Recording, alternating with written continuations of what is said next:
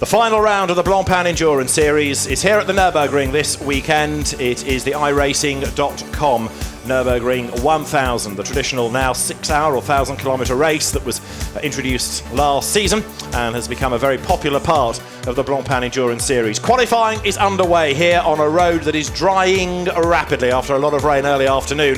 It's still a bit damp and greasy offline, but Q1 is underway with, of course, the usual three-part qualifying procedure to cycle all three drivers through each car. Some will only have two drivers, and it means that you will anticipate on a lower fuel load. Normally you put your quicker driver in for Q3, that's when the good times will be set, but it's going to be an interesting session nonetheless, especially as we get to this last round of the Endurance Series with the championship in all three classes, Pro, Pro-Am and the Gentleman Trophy up for grabs. David Addison and John Watson as ever trackside, looking forward to what should not only be a great race tomorrow but a very lively qualifying session, John.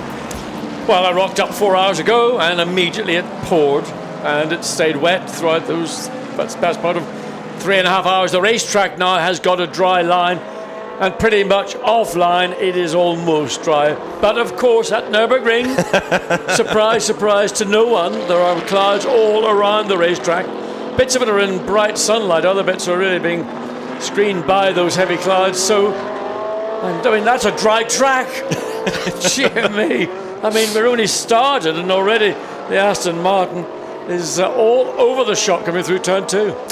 And behind is the number 1 Audi, which will be driven in this first part of qualifying by Cesar Ramos. Number 1, of course, is the car that Laurens Vanthoor drives, and indeed Laurens Vanthoor could be the champion. He comes into this as the man who leads the championship, but he needs his co-drivers to work with him, and so there's been a bit of a shuffle in this because out steps Marc Bosseng, he switches to number 3, and out of number 3 into number 1 comes Christopher Mies, who's proved to be quicker, so that gives Laurens Vanthoor a better chance. Cannon fodder, that's what they call him. Cannon fodder. He's been cherry-picked to be alongside Laurens Vanthoor to give the number 1 Audi the best chance at getting that championship for Laurens Vanthoor. But that's part of the deal. Christopher Mies not in a position to win the championship. Laurens Vanthoor is in a position to win the championship. And when you're a part of a team, that's what it means. You've sometimes got to make a little sacrifice. And so Laurens Vanthoor leads the Pro Cup. Now, just quickly to touch on the rest of them in that class, because the others that could win, and it's quite a long list, although some are more mathematical than others. You've got Edward Sandstrom, Stefan Ortelli, Greg Gilver in the Santalot car, who are second. They could win it. So could Andy Merrick, Guy Smith and Stephen Kane.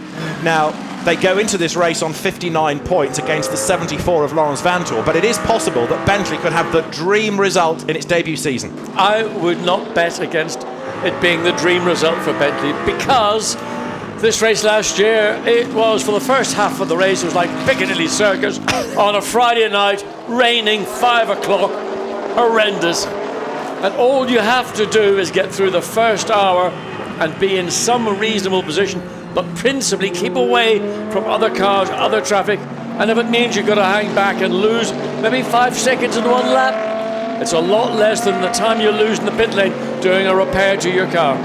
Exactly right. It was the first lap of last year's race that we lost 1 or 2 Ferraris from the Gentleman Trophy that all contrived to drive into each other, and that was, as you made the point at the time, with 6 hours still to go. So lessons weren't learned having come off the back of Spa, were they? Never have been. I mean, always don't talk about Spa.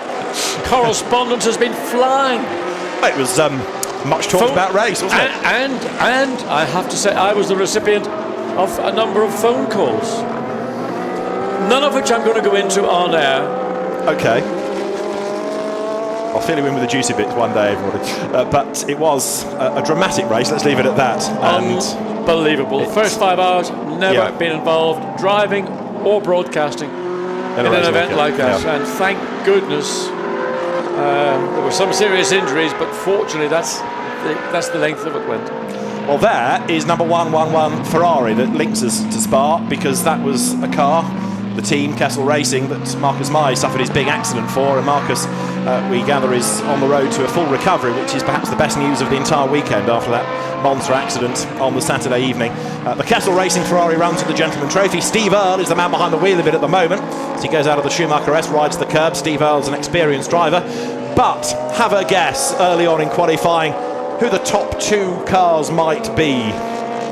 They were briefly Bentley. It's just been ruined, that sentence, by McLaren, but still a British car. Yep. But you had Kane ahead of... Sorry, was that Stephen Kane? Stephen Kane, who comes from Northern Ireland? Is that the Stephen Kane? Sorry, caller, it's a bad line. Yeah, I mean, the Bentley is very quick. It is, for some reason, in Spa, there were a few little alterations to the BOP, and it really seemed to hurt the Bentley quite sufficiently. And hopefully they're back at the level of performance we saw at Monza, we saw at Silverstone. Great race in Paul Ricard and during that lovely evening nighttime event. But Stephen Kane has done a very, very good job this year. The whole team has worked well together, but Stephen particularly has been very quick indeed. Big squeal of tyres in the background as somebody's had a moment somewhere off track. We'll try and pick up who it was in a moment. That's the quickest car in the session, and it's a Nissan that is in the gravel. It is 35, and that means Miguel Feixa, who from memory crashed the car at Silverstone, is off the road. Now, the timing screen says Wolfgang Wright. The entry list had Q1 to be done by Miguel Feixa, but we'll double check.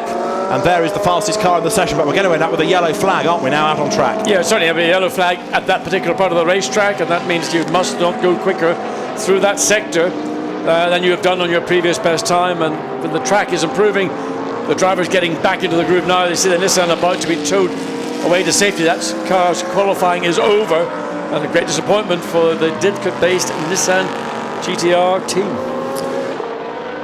So we'll try and catch a glimpse as to which of the drivers it was, just to confirm, as you look at Stephen Kane. Very hard at work indeed behind the wheel of the Bentley. A great shot this, isn't it? Yeah, I mean, onboard shots are always good. That's the exit of Coca-Cola onto pit straight. It's always a busy racetrack, Nürburgring. You never can quite find the precise balance between entry, mid-corner and exit. Stephen Kane still quickest, 156.877. 2/10 up on Cesar Ramos. Stephen Kane goes through the yellow flag zone. Third fastest now, number 99 McLaren, which is being shown as Andy Soucek, ahead of the number 8 Bentley, Jerome D'Ambrosio at the wheel of it. Now, this is the other car that could win in Pro Cup, 26 Audi, which is the Sandstrom, Gilbert and Ortelli Santilot run car. Yeah, very quick car, Edward Sandstrom. I mean, ideal partner to any driver in any long distance race.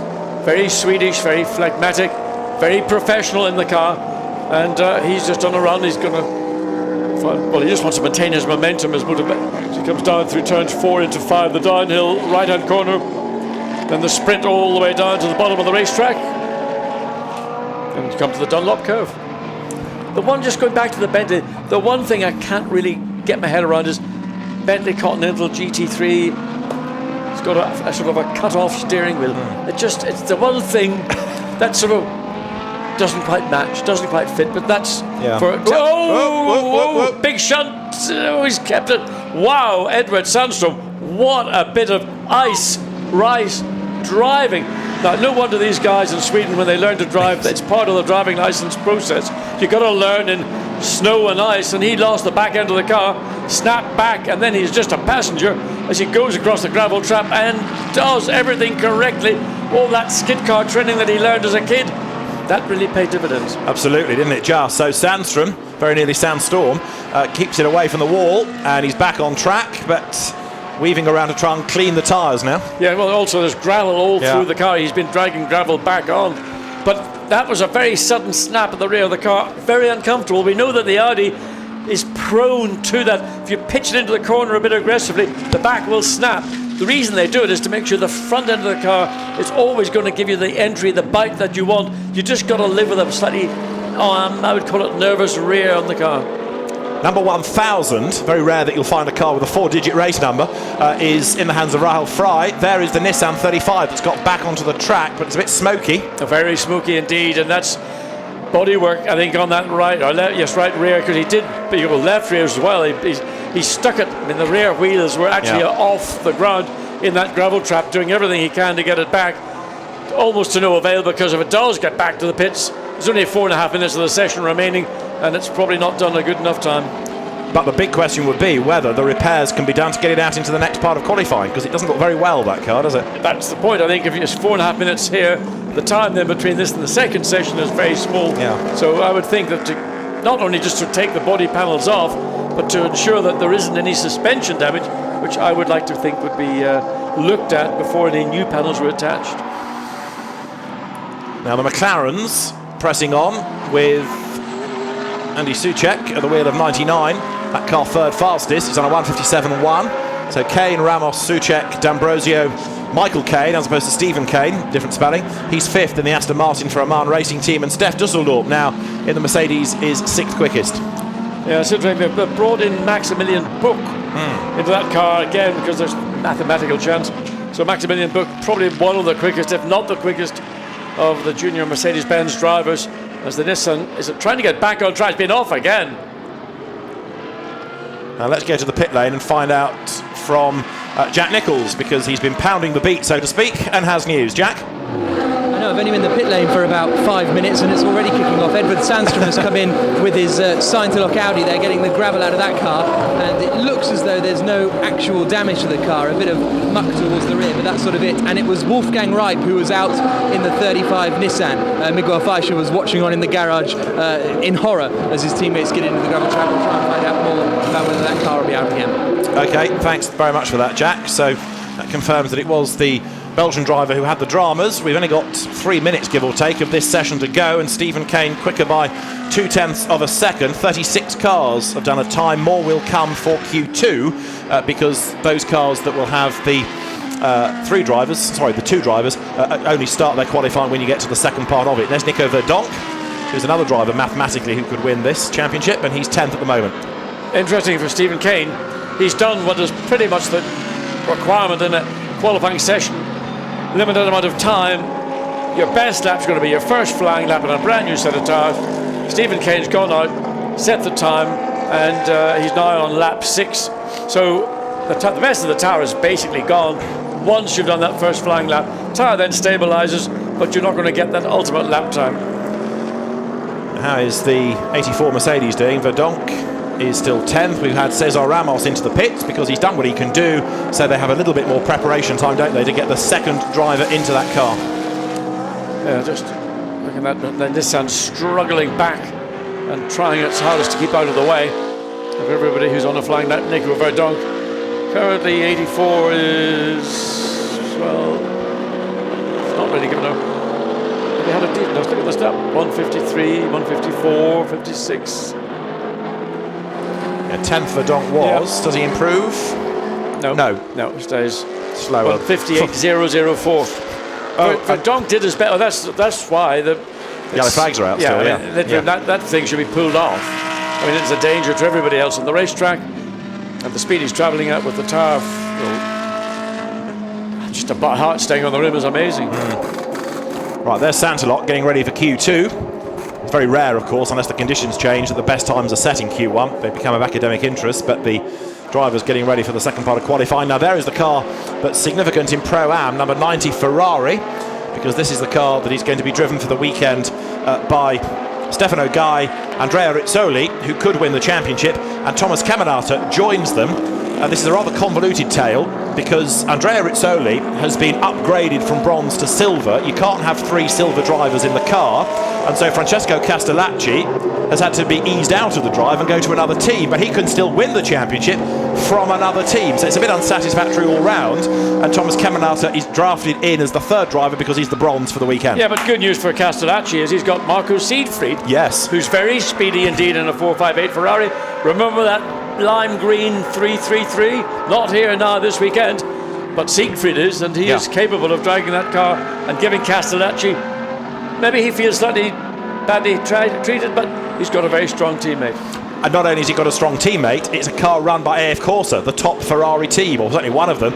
There is what's left of the Nissan crawling down the pit lane. I mean, the Nissan is not normally that cut off on the rear. It literally has been compressed. The rear bodywork has been compressed. I would be very surprised we don't see that car until tomorrow. In fact, agree with that. I'll say now we won't see it again this afternoon. It's going to be a long night, isn't it, like they had at Silverstone for the Bob Neville team guys. Right, number 90 Ferrari. I've told you the background to who's driving it and why. It's going to be significant, of course, within the Pro-Am category. And that car is in the hands of Caminata, 32nd fastest. Caminata has come out of the Ferrari Challenge. He's done a bit of ELMS, so he's conversant in a 458, even though we've not seen much of him in Blancpain before. Right, the flag is out. Q1 is at an end.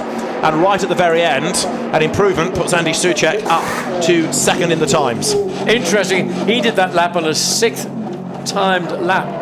And Stephen Kane likewise improved to 56.653 on his, and he had fastest sectors 2 and 3, and a personal best in sector 1. So that was pretty much as good for here, Stephen Kane, as he makes his way back. And he will be delighted with that performance and the car over.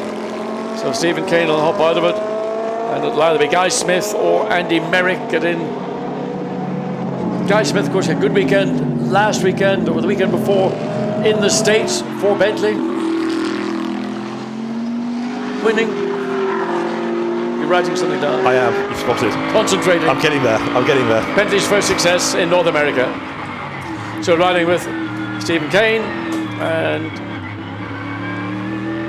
out of the Dunlop curve, then the sprint up to the Schumacher S's, and this is where we saw Edward Sandstrom. Watch how the input on the wheel. Stephen Kane much more gentle maybe than others, and but the car stays consequently well planted. But again, looking skyward, there's a lot of cloud over us, and it just turns on quicker than a tap at the Nürburgring. Now the last lap that Stephen Kane did was an even quicker, so his 7th lap with 2 absolute best and a personal best in the sectors. Absolutely, that's the point I was making a minute ago.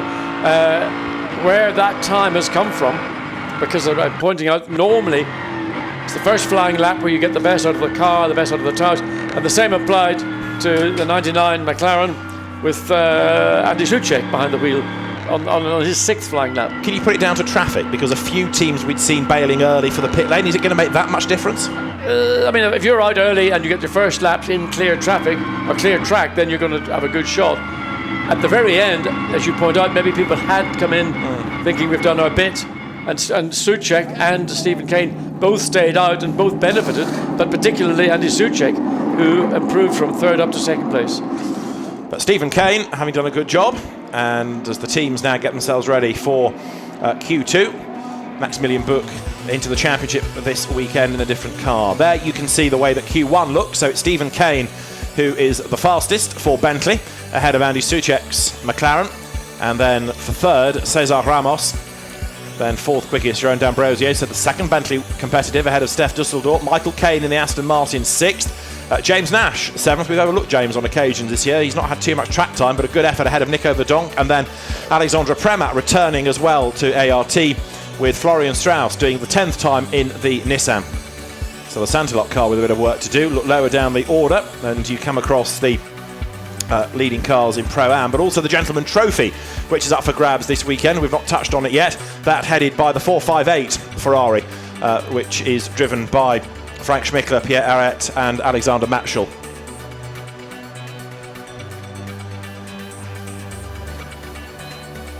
So that's the order at the end of Q1 as it scrolls right the way through for another interesting car. Is going to be 888. Jody Firth, Warren Hughes and Alexander Sims in the car run by Ian Harrison's 888 organisation that's really made its name in touring car racing, but increasingly competitive in British GT. Yeah, they had a funny situation in final practice. The car stopped on track, and it stopped in the middle of the track, and the driver evacuated and left the car in the middle of the track. That was why we had a red flag.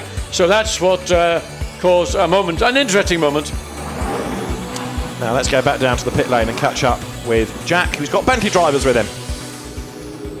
We're just trying to get in and have a little chat with Caney. Stephen, quick chat. Sorry to jump on you like this, but a good start to the qualifying session. Yeah, it was good. I don't think it's going to be enough though. We decided to take the chance to put me in first just in case the rain came. With the yellow flag out right at the right point, the wrong point even, and then there was an Audi or two trying to play games and never really got a lap together until the end. So I don't think I got the best out of it, but I think Andy and Guy will give it all it's got if the weather stays good. Are you expecting rain then, or is it just who knows? We're getting the forecast and it is meant to rain during the session, so that's why we sort of put everything into the first run. But it's racing. You can't predict everything and get everything right. So. We've got a good car though. We made all the right changes over from practice and it feels quite good. Everything's working well, so we'll see what it's like in another 40 minutes. Cool, thanks. Well, a job well done by Stephen Kane. Yeah, he just gets on with the job and very casual, very easy-going guy. You saw him on the street, you wouldn't think he was a racing driver. And it's a shame that he's been overlooked for a few Unlike years. others who like to be recognised. Can't think of any of those. No, I don't know him myself. Santiloc's team getting ready. The 25 car in the foreground is from the Gentleman Trophy. And they're the monorail. Not used anymore here. They're the black clouds that you're getting concerned about. Oh yeah, I mean, I'm sitting here in the booth just looking out over the start-finish straight, and there you can see what's just rolled in, and old familiar weather. Probably some of those clouds have been here before, and they enjoy it. They enjoy really throwing a joker into qualifying and upsetting people. Well, Bentley clearly have got their own meteorologist, I should say, as the Eiffel Tower, not the Eiffel Tower in Paris, but the thing sticking up on the top of the hill is the tower in Eiffel Mountains. Indeed so. I think last year I kept saying the Eiffel Tower, and I was getting told off because the Eiffel Tower's in Paris. That big pointy thing. Something like that. Yes. Right, green flag is waved then, in the shadow of the Schloss that looms over this region, the little village of Nurburgring you were looking at. The cars venture out onto the circuit. It still looks bright and sunny despite the efforts of those clouds, but chances are they'll arrive just at the very end.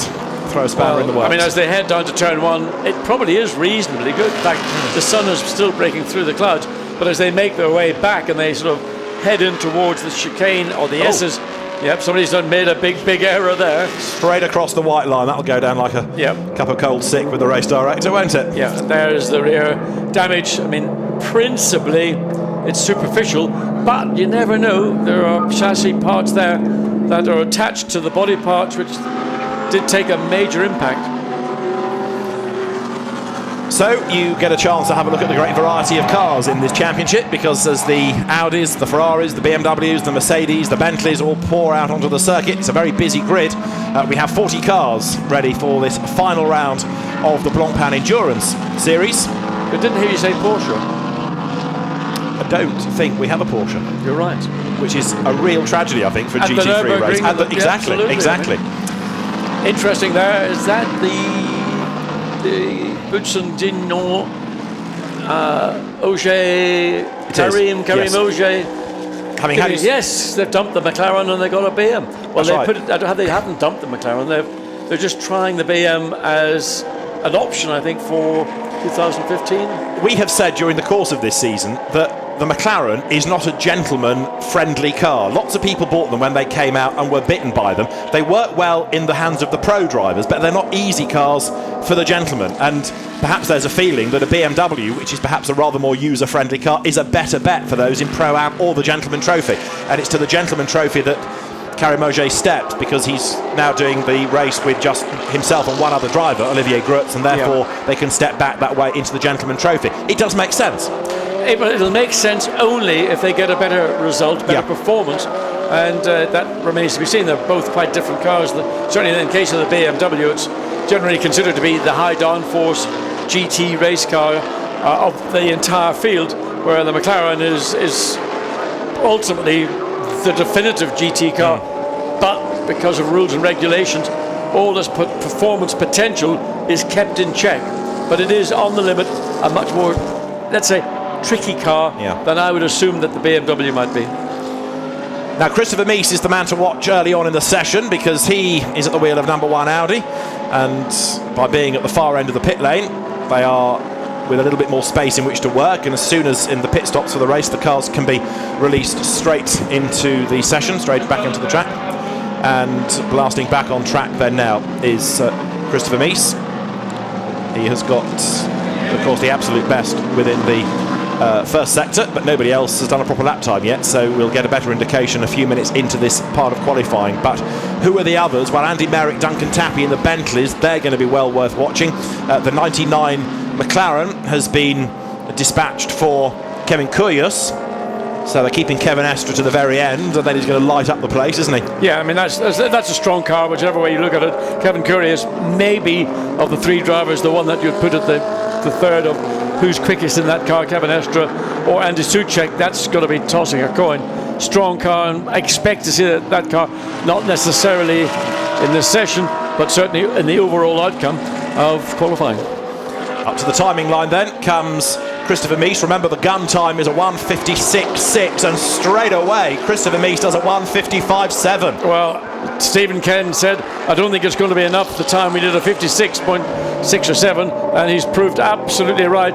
Christopher Mies has absolutely mullered that best time. Absolutely right. Now, I know the cars are a bit lighter, a bit less fuel, but that's still a massive gain. Mark Basenga's gone second. Now, Warren Hughes, you expect Warren Hughes to be good because he's another of those drivers who just gets on with the job, massively experienced. He's gone third in the BMW, and fourth is Marco Seefried. Well, that I'm not surprised. Delighted to see Mark Hughes. I mean, poor man's been racing everything and never really fully achieved his potential. As we go back and look at Andy Merrick sawing away at the wheel of the Bentley, coming up to the Schumacher S's. But Mark Hughes in third place. Duncan Tappy fourth for the Bentley. Now he's just one ahead of the Ferrari of Manfred Siegfried. As you ride on board with Andy Merrick, we'll start to see what he can do at the end of this lap. He's in the second sector. Stefan Ortelli's up to third quickest, behind Mark Baseng. Yes, early days. But it was, Mark Baseng not disgracing himself in number 3. When you come to it, you wouldn't just... Do other competitors really feel that Audi's ganging up because they do such a great job? They take a product, they fine-tune it, and they put a variety of different drivers into it. Let's look at Andy Merrick as he comes into the Coca-Cola curve. Looks very, very nice. The car looks very easy to drive. When you get the onboard, of course, you see the driver working quite a lot more than you would maybe look at from the camera, the external cameras. But fundamentally, what Bentley have got in this Continental GT3 is a car that helps the driver rather than fights the driver. 84 Mercedes, which is being driven by Harold Primat, that currently is 10th fastest, and Harold Primat sharing the car with Nico Verdonk and Ben Schneider, who of course was the winner of the equivalent event last year. Been a bit of a tougher season for Ben, but he's as quick as ever, and for a long race, don't rule it out. No, I mean, normally Mr. 24 hours or Mr. 48 hours or whatever it is Ben Schneider does. Last year he had a most unbelievable 3 24-hour wins plus winning here, and he writes the book on how to drive racing cars, particularly touring cars, DTMs and GT cars of all descriptions. Yeah, he's been a great ambassador for Mercedes, not just in terms of winning races, but with his, if you like, post-DTM career, doing drive days and being slotted into cars to work with customers, and is still a very, very good driver indeed. But Harold Primat at the wheel of the car, 10th fastest, then going after Gregoire de Mustier. We've had a few more improvers, and Marco Seefried, heading Pro-Am, is third overall. So Marco Seefried and an AF Corsa run Ferrari, it's all a bit special. I mean, the driver is, we know how quick he's been, but unfortunately he's had teammates, co-drivers who have let the team down big time on some occasions. And now that Siegfried has maybe been let off the leash and in a car with better quality teammates, maybe see a better result for the German driver. I mean, certainly a class win is a possibility this weekend, and if that happens, of course, it will help perhaps steer Castellacci to the championship, because he goes into the race with the same number of points as his rivals. There is Ben Schneider, along with Max Buch looking at the screens. Max Buch cannot win the Endurance Series, but he can win the cumulative Blancpain GT Series based on the Endurance and the Sprint, and that's why he's been drafted in again this weekend. It's Maximilian Götz, who's normally the partner of Maximilian Buch, who is better placed because Max Buch missed one of the rounds towards the middle of the season. So that gave Max Götz the advantage. So Buch is there to really back up others. Now, how's Stefan Ortelli getting on in the Santa Lock Audi? He's down to 8th, but it's not all about qualifying, is it? It's about what happens at the end of 6 hours of racing as they come up onto the back of the 111 Ferrari, the Earl Kramer Talbot car. Yeah, you can see Ortelli's definitely being held up. Oh, and it is coming on terrain around different bits of the racetrack. And Ortelli frustrated by that. Wipers going as they come up now. And look at all the concern. Sundstrom, Gilles Vert, they're all stroking their 3-day growths. And therefore, whatever they've set in Q1 and the first part of Q2 may have to stand, and there are still 1 or 2 better sectors, including Mark Baseng, who did the absolute best in Sector 3 just before the rain came. Absolutely, I mean, it just goes to show if you get through milliseconds before the rain falls, you get the time. And again, Stefano Telly being frustrated by other gentleman drivers coming into the pit lane. See, here it looks bone dry. This is our part of the circuit. We're opposite the start and finish line. Looking out of the window, it doesn't look like it's raining at all. But as John has made the point, Nürburgring weather can be so fickle, it can rain at one point and not at another. Well, it's horrible. I mean, to have these conditions where you just don't know one lap to the next. You've got to really look, either use your peripheral vision and see any of the race fans that are here. Are they sticking their umbrellas up, literally, or try and look skyward. It's not easy in any race car, let alone a GT car. Your forward vision is literally forward, not skyward. And of course they're on slick tyres. Now, at what point does it become so wet that they fail to have any benefit? And off the road has gone a Ferrari 26. That is, I'm afraid, in the wall. It's the Insight car, isn't it? It's the Dennis Anderson Martin Jensen car, number 17, but will swing itself back onto the road. 26th fastest it is. And that's just coming out of turn 4. Now that's unusual, but it just indicates that's where the rain is falling. And I was going to say, you asked the question, when you asked the question again, when do you realise? When do the slicks start to have their benefit? As long as they've got some warmth and it's not too wet, they just about work. But at some point, it goes away completely, doesn't it? We just saw it. That's it. That's what happens. The tyre has got grip. The temperature is falling because the track is wet, and there's a point at which then the coefficient of grip and just physics take over, and off you go. Everybody's into the pit lane, and this session is over. Because even if it stops raining, it's going to be a greasy track, and you can see that the Mercedes has been either into something or somebody. Yeah, a little bit of rubber contact. The right front, I suspect that's on the left rear, most likely the left rear, of somebody else around the racetrack. Now you've got number 4 Audi in as the Bentley perseveres, but you can see how wet it's become. And on slick tyres, it's just a case of tiptoeing back around to the pits. Andy Merrick is at the wheel of it, and this is not all that pleasant. But the good news is he doesn't have to do anything now, because all he needs to do is bring the car back. He's not expected to go for a time. He's not expected to chase anybody. It's not a race situation. All he has to do is just not go off. And saying that, you think, particularly in a downhill part of the racetrack we are here, the car, just the momentum of the car, even you're not even trying to put the throttle, open the throttle. Then he's just gently coming back up the hill now into the Schumacher S's. Slightly off camber as you enter into the corner. You can see their track much, much wetter. Just literally, I mean, isn't that ironic that it's actually wetter just as you come into the S's than it is in the straight leading up to the S's.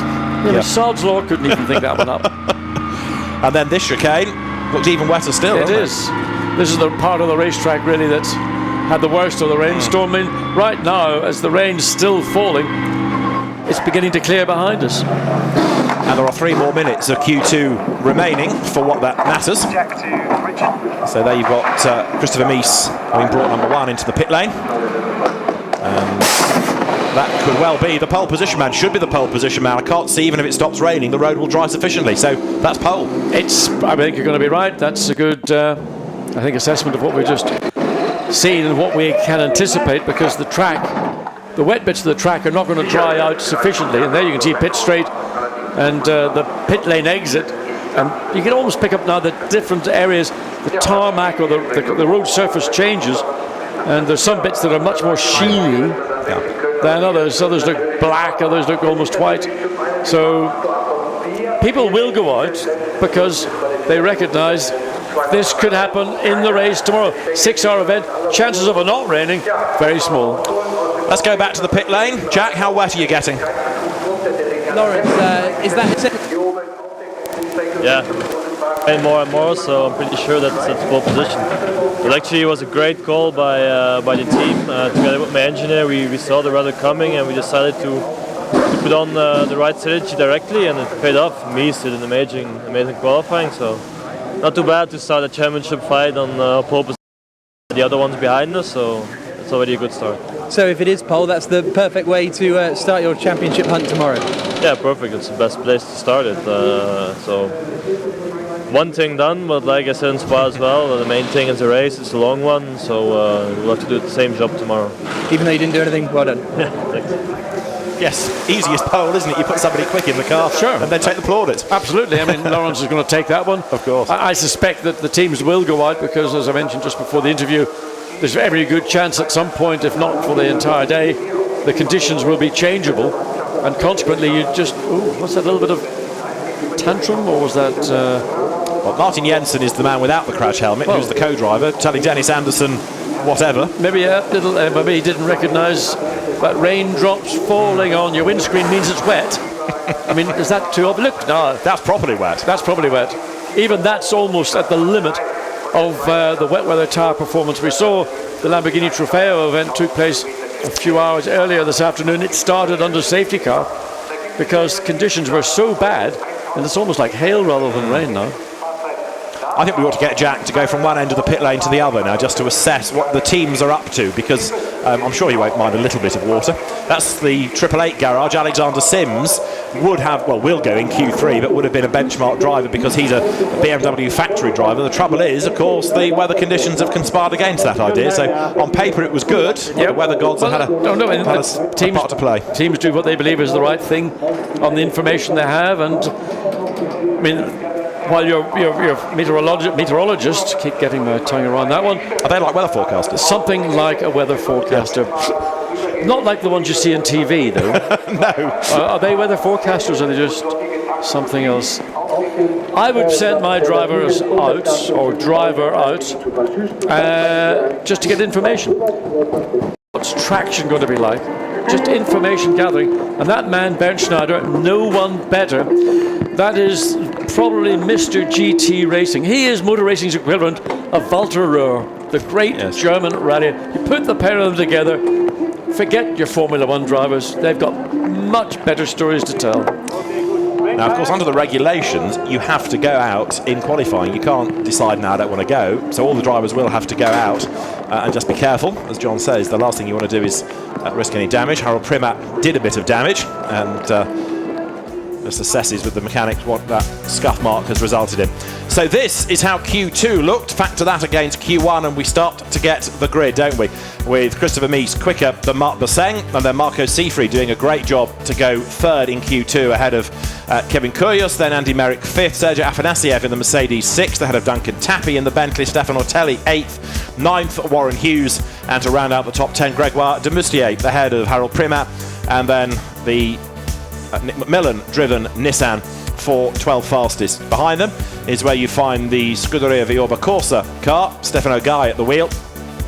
In turn, out qualifying the Abdulaziz Al Faisal and Alessandro Bonaccini cars. Then comes Karim Al Azri ahead of Henry Hassid, ahead of Anders Fjordbach, I should say. Benjamin Lariche is ahead of Ahmad Al Hafi. Then you get the Simon Leonard-driven Aston Martin, Michele Cerruti ahead of Alistair McCaig, and then the Boutsen Junior McLaren to round out the top 24. And still they scroll through, and of course with the change in weather conditions now, very little is going to be achieved in this third part of qualifying. But as long as the teams, when they do go out, don't suffer any dramas and any damage, then that will be okay. And the next part of qualifying will start in 6 minutes' time. I think the race director has just held things a little, just to let perhaps the worst of the weather go through.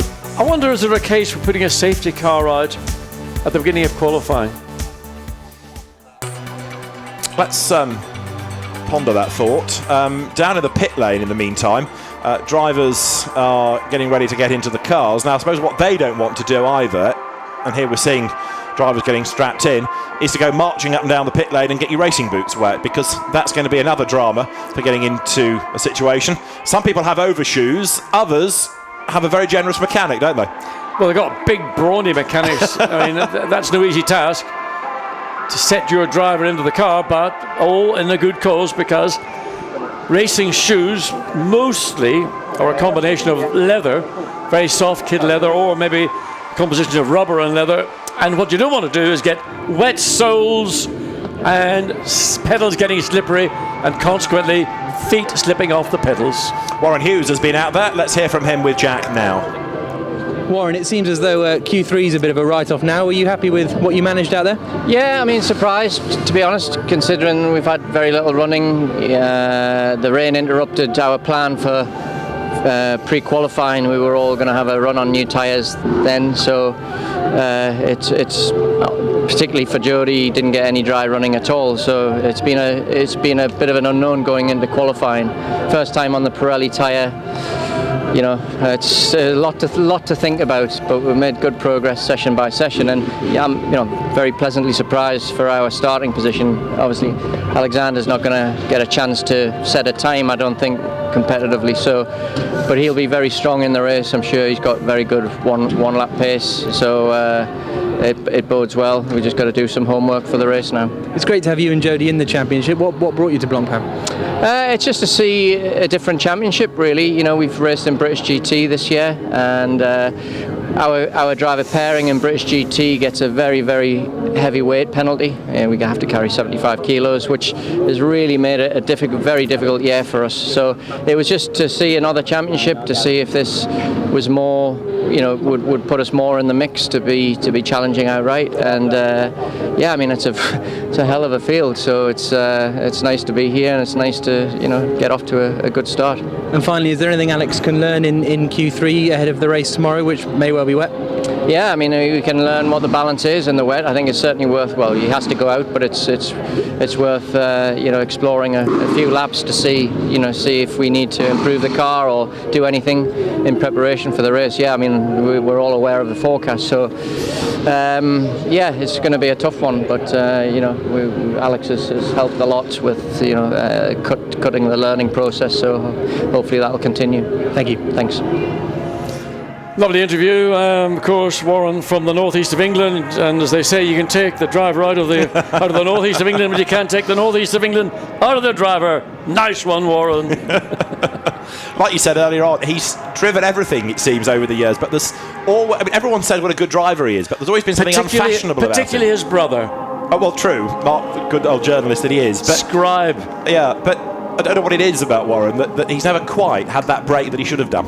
And I mean, there's lots of reasons for it, and basically, it's backing and funding, and because that's the name of the game today. I mean, if you are a great chatter-upperer, and I'm not talking about going clubbing, I'm talking actually about finding money, getting backing and sponsorship to enable you to get into the right place at the right time with the right people. And Warren's just one of those people. He is what he is. He's a very straightforward guy, lovely guy. And he's just sometimes not been around when the deals and the drives were there, and others have taken them. And there are pushier people as well, aren't there? Oh, absolutely, and that's the point. I mean, he's not one of those people that will be first in line and elbows out. Might do a bit of elbowing on the track, which is normal in motor racing, especially in closed cars, but not when it comes to putting himself into the front to get whatever the opportunities may arise. Well, Q3, for what it is worth, with the sun shining, believe it or not, is going to get underway in a couple of minutes. The cars, you can see, what a car park that is, €1 million car park at the end of the pit lane are ready to go. British teams to the fore there, with Team Parker Racing ahead of Ecuria Cos, ahead of the Leonard Motorsport team, Stuart Leonard's squad, and about to muscle to the front is number 1 Audi, because it's at pit out, and so Laurence Vantour now is going to say, excuse me, my Audi has got number 1 on the door, I will go first, thank you very much. Ben Schneider is ready to go in the Mercedes, and it will dry a bit towards the end, but not sufficiently to give us proper times. I mean, there's going to be so much spray, visibility is going to be horrendous. Consequently, the line that drivers are driving on may show wheel tracks. That's all you're going to see. You're not going to see a dry line. You're going to see maybe wheel tracks, because there's just so much water on the track, too little time to do anything about it. Closing into what's now 6:10 in the evening at Nürburgring. They've probably got as much grip as one of these GT3 cars has in the rain. Exactly right. Having watched them at the weekend. Exactly. So Frank Stippler goes third. Fourth fastest has gone Andreas Simonsen. And news I gather from the pit lane is that number 35 Nissan is not far from being repaired, but with the rain falling again, what the team didn't want to do was complete the job and go out and risk it even further, so they're going to take the time to get the car sorted, ready for tomorrow. So I think we're seeing a little bit of preparation from the centre lock drivers, Edward Sandstrom and Stefan Otelli. Car 26, they're keeping an eye on Gregory Gilbert. He comes through. Again, you can see just how nervous the Audi is compared to other cars. And that was the corner we saw in the opening session where Edward Sandstrom got the back end of the car out of shape, and it just sort of disappeared into the gravel bed, and luckily no damage to the car. But it is probably the part of the racetrack where the drivers and the Audis in particular are sort of just hanging in and hanging on and hoping they get through cleanly. And look at this, the sun shining. It's virtually a silver road, isn't it now, as the light bounces down hard for the drivers with the not just track conditions, but visibility also a problem in terms of reflection, in terms of spray. And this part of the circuit doesn't look too bad at all, as tottering up towards the curb was Gilbert. Now, come the end of the lap, where's he going to slot in? Because this car has not yet done a flying lap. Of course, it's the dry lap times that are going to count, really, as up towards the timing line he comes. But for the purposes of interest, Greg Gilbert goes third quickest, indeed. Good effort, that. Yeah, and I mean, technically or in theory, with track conditions. Well, what are you doing, Gregory? What are you doing? I just drove straight off to the left. I mean, did he look down? Did he look up? And look at saying what a good job he's doing and he could improve on this lap. And he came down and he's turned 24 hours in an R8 LMS Ultra, but Nico Müller sharing this car with Rahul Frey and Didier Couche, the downhill ski champion. Interesting, watching Nico Frey come into the final turn, Coca-Cola Kern. When he got on the brakes, he was actually quite aggressive because you could see the nose of the car just dip down. Now, that's his style of driving. What it also does, of course, it puts a lot of load into the front. In other words, it helps the front end turn in, but nonetheless, it looked quite an aggressive brake application. And going one way over the pit lane exit line and then back again. Rizzoli. He's already had a spin, hasn't he, in this session? But survives. And the number 90 Ferrari, one of the leading cars in Pro-Am, is 13th overall. Runs it right to the outside again, runs the right rear over those curbs. Track awareness is not what I would say strong point for the Rizzoli. Maybe he could do with a bit more time simulator or something like that.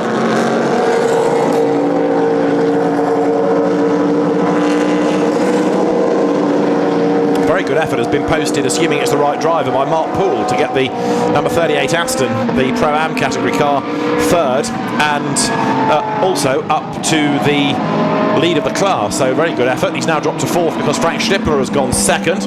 Vantoor's margin 1.2 over Stippler. Now it's coming down, of course. Yeah, others go quicker. Vantoor had improved to 2:08.8, and he had a 2.4 second advantage. That's now down to 1.2. So as other drivers are getting more familiar and comfortable, both with the conditions and the car in these conditions, then that advantage that Laurens Vantoor enjoyed, a lot of it was principally because he just got nothing ahead of him, so he wasn't getting any spray, wasn't being interfered with by any other competitor, and I mean that in the sense he wasn't getting spray on the windscreen. Another good effort, a new Pro-Am pole, or at least Pro-Am quickest time. Nicola Armindo in the BMW, 2:11.0 ahead of Müller, and ahead therefore of Mark Poole. Kevin Estra's dropped down to 7th, ahead of Max Buch, ahead of Bert Schneider. Ollie Bryant is 10th, but 3rd in Pro-Am, ahead of Nick Katzberg. And 3 more minutes to go. Quite a few cars now starting to head for the pit lane. Laurens Vantoor still on it. He's recorded fastest first sector on his current lap. That's lap 6. I mean, in fairness, the road is drying all the time. It's very rare that somebody comes across the line and doesn't improve. There are 1 or 2, but in the main, lap after lap, people are going quicker, aren't they?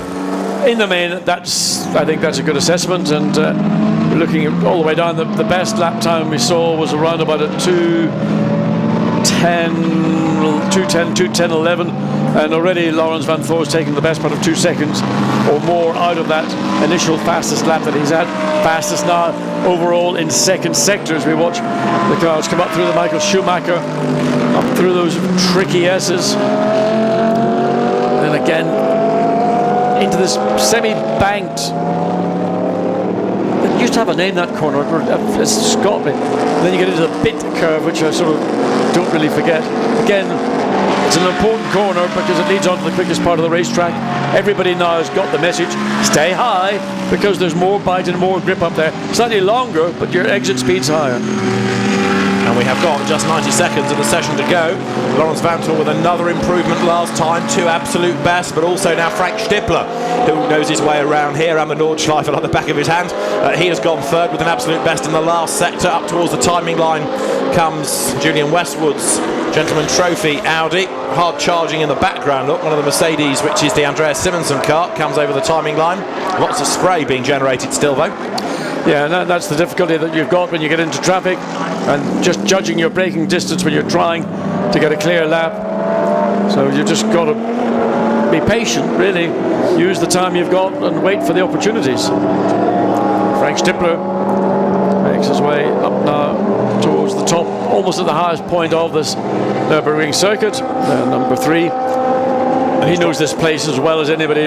So that's in a Tipo 61 birdcage Maserati, an Alfa Romeo GT3 or an Audi R8 V10 GT3. And he's dropped to 3rd because Nico Müller has gone back ahead of him. Alex Buncombe is now 4th, which means that he's top of the times in Pro-Am, as you might expect, because Alex is a class act, back from racing at Sandown in the V8 Supercar Enduro. He's off to do Bathurst in a couple of weeks' time, which you can't wait for. A mega event, and he'll be driving there. So he's Pro-Am pole at the moment. Francesco Castellacci 3rd in Pro-Am, relative to Rizzoli, who is a long way back. He is 4, 5, 6, 7, 8th in class.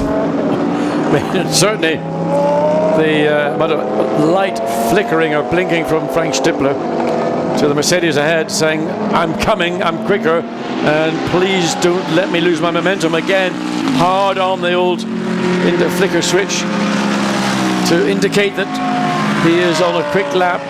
And well, there you can see what's going to happen. Traffic, 2 cars are about to trip over themselves into the chicane, and Frank Stippler has lost momentum on this lap. He's not going to really, well, he got through the Ferrari, but up to the tail of the Mercedes, and it's not only this lap that he's going to sort of stall out in terms of time. It'll be the lap he's about to go on to, because his momentum through the Coca-Cola curve was further held up. Meantime, Lawrence Van Voor down to 2:080, and oh dear me, Alex Buncombe, he's pushing on. But again, their concentration levels are focusing just in one direction. They're not really aware of what's coming up behind them. And Alex Buncombe's got to go very aggressive onto the wet bit of the racetrack to keep those wet weather tyres cool before he pulls over to the left again to find the drier part of the racetrack. Oh, clunk, clunk, clunk. Yeah. He's taken the checkered flag, which is the good news, and he's still on the class pole. But yes, he was held up rather badly by that Mercedes, and I don't think he was very impressed by it, was he? No, I mean, like we see now, it's all over, and somebody out there is still racing. Simonson in the Mercedes gets back, overtakes, but as you say, the flag has come out, so it's all irrelevant. Now, Nico Müller did the absolute best in Sector 1. He's down 6/10 down against Vantour in Sector 2, so it might be a personal improvement, but it won't be pole, I don't think. Or sorry, not the session quickest time, I don't think. Let's just see then. Number 1000 Audi heads up towards the line.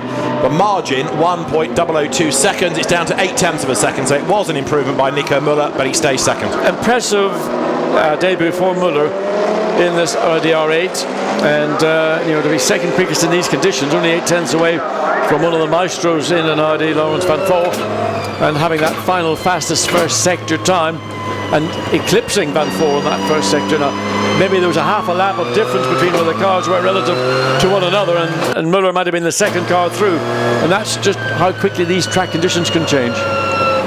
It is a fascinating entry because you've got the championship fighters, you've got 1 or 2 people having a rare outing in the series, a bit of shuffling of drivers and teams as well, so there's going to be a lot to talk about come the race, plus of course 3 championships to be resolved for drivers and the teams as well. You've got 6 hours, David, don't worry about it. Thank you for your support, I will always wear it, John.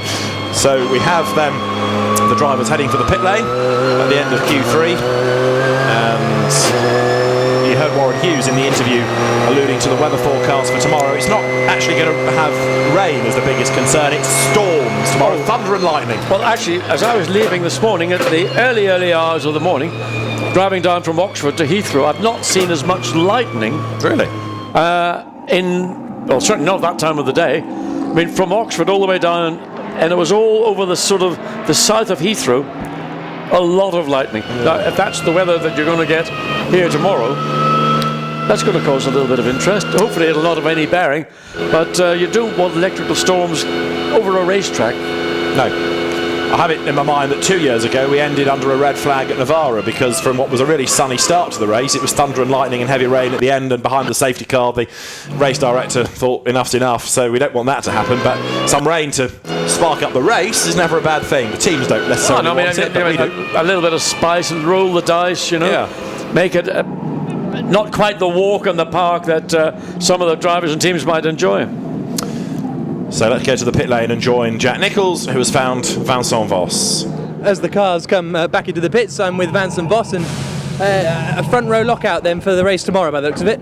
Yeah, it was a bit unexpected, but okay. I mean, we had a bit of chance with the rain. We were on the track at the right time. Well, it is the best way to start the race tomorrow, but let's see. It's 6 hours to go. And at this point, can you support a particular driver, or because you've got both cars still in with a vague shot of winning, do you sort of balance it, or is all your focus behind Lawrence? Well, for sure, Lawrence has a better chance, but we will do everything to put both cars on the front. Congratulations. Thank you. Here's a question that was posed to one of my teammates back in the distant past. I had a mathematically better chance to win the Drivers' Championship, and my teammate had a mathematical chance also, but his was poorer than mine. And our team boss spoke to the other driver and asked him, if John is behind you in the opening laps, but he's quicker than you, are you prepared to concede to let him try and make progress and potentially go on and win the World Championship? Oh, well, I'll finish the story tomorrow. Well, let's have a look at the results and we'll come back to the story. This is how qualifying 3 looked, and it was Laurens Vanthoor that did that top time ahead of Nico Müller and Frank Stippler, 3rd fastest. Heading Pro-Am, the Nissan of Alex Buncombe ahead of Mark Poole. Very good job that Mark did in that car, although I suspect it was a Joe Osborne time, but it showed on the screen as Mark Poole. Then it was Bert Schneider ahead of the Alvaro Parent driven McLaren, Francisco Castellacci from Greg Gilver, who was off in the gravel, Kevin Est only 10th, Nicola Armindo ahead of Andreas Simonsen in the Mercedes. 13th fastest I should say, is the number 4 Stefan Richelmy driven Audi. He's drafted in. They go to Pro-Am, the GP2 race winner, ahead of Chris van der Drift, ahead of Nick Katzberg, ahead of Stefano Rizzoli. Max Buch only 17th, Alexei Vassiliev 18th, ahead of Ollie Bryant, and then Marco Frezza. Julian Westwood a good 21st, ahead of Frank Schmickler, second in the Gentleman Trophy. Alexander Sims 23rd, and Stefano Comandini 24th. The Bentley only 25th this time, number 7. With Guy Smith at the wheel of it, ahead of Michael Meadows, then Francisco Guedes, clear of Karim Auger, Freddie Barth in the troublesome Jaguar, ahead of Michel Petit, then Vladimir Lunkin from Martin Jensen, Simon Knapp, and Stephen Jelly, 34th Roman Racing Team, ahead of Mark Rostam, and then Antoine Leclerc. And the remaining cars in the 40-strong entry, Kessel Racing's 111 Ferrari, Liam Talbot, Steve Earle, Freddie Kramer, ahead of Bruce Logier-Rude in the last part of qualifying, and Yannick Malégol 39th. And so we have, of course, the 35 Nissan not having ventured out into the final part of qualifying. The highlights really started with Edward Sandstrom, who went off the road, but we'd already had dramas for Wolfgang Reip, the Belgian, having done some damage to the rear of the car, and he dragged the 35 Nissan back to the pit lane, but that was the last that was seen of it during qualifying as the team effected repairs. As the rain came at the end of Q2, so Dennis Anderson it was that had a moment, and drivers being carried to the cars ready for the final part of qualifying. Laurens Vanthoor installed behind the wheel of number 1 so that he didn't get his boots wet.